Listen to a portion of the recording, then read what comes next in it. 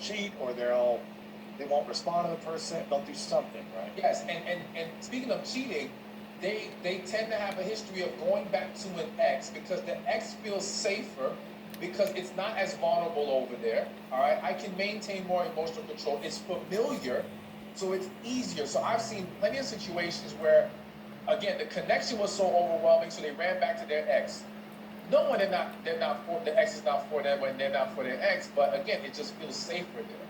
So yes, a lot can go wrong if you try to be together when you have not healed and you have this connection. It would be best to acknowledge, okay, you know what, we got some work we need to do. We realize we have a connection here.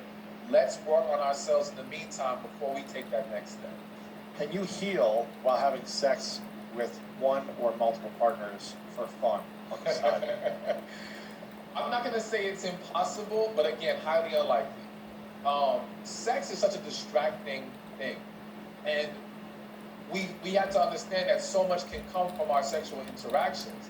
There can be new drama, there can be hell, an unwanted pregnancy, there can be a host of things, and all of that will derail you in the healing process. You also have to be honest with yourself. You may be having the sex because you're trying to distract yourself from the healing. Like the sex is just a coping mechanism for you. Same as drugs, same as alcohol.